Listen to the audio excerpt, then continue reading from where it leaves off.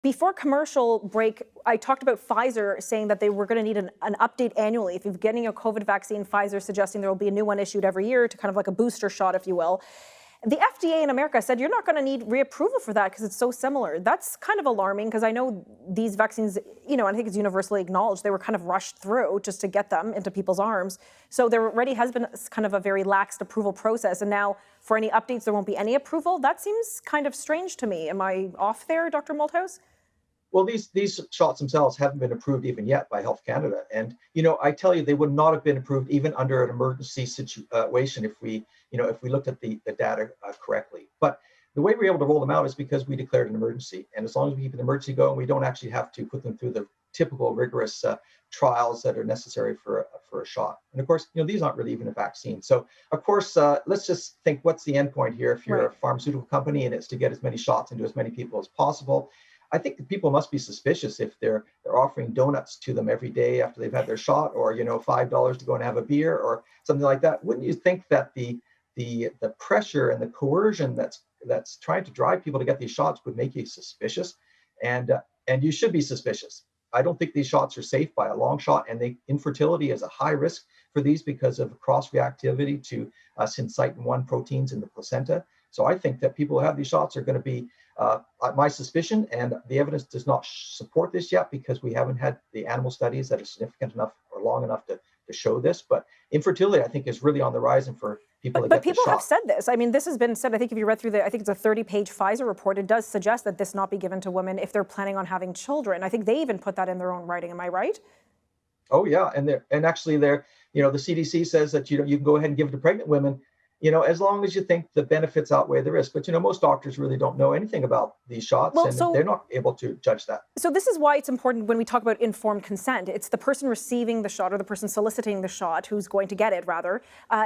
They need to have all the information. So I guess I would challenge my viewers in general, and I'll mention that in my closer, is that always get all your information, regardless of whatever medical process or whatever you ingest or take, intravenously. It's always important. So, people need to be made aware of that. There's a doctor in British Columbia who has asked some questions of Dr. Bonnie Henry, Dr. Hoffe. He's asked some questions because he's been working with an Indigenous community administering vaccines. What were some of his concerns, and what did he see in that community, and why is he concerned? Well, he's seeing a surprising number of people with neurological problems that have come back, including one person who died. Now, the person died a couple of weeks, I think it was 24 days after they had their shot, but their shortness of breath came on right after their shot, and they were telling their wife that they felt unwell. And one day they were sitting on the side of the bed and they just keeled over and they were dead. So we're seeing also that people are complaining of neurological problems, very much like what he thinks. It has some similarities to multiple sclerosis, but people are having chronic pain, they're having numbness, tingling, they're having weakness, paralysis.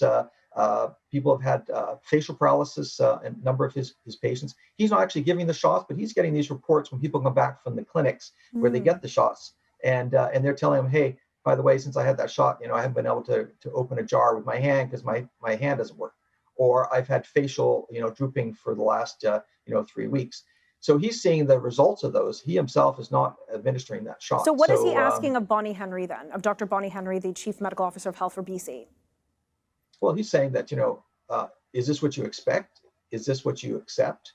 And if I see these adverse effects, how do I report them? Because they has a 9-page report that most doctors would take them about 30 minutes to fill out. They're not compensated for that, and I doubt that they even do it.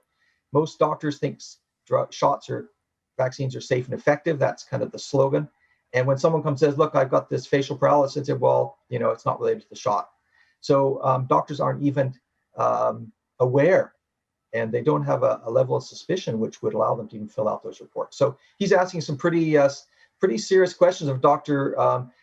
Henry, and they need to be asked. But he's like one person, right? Where are all the other doctors?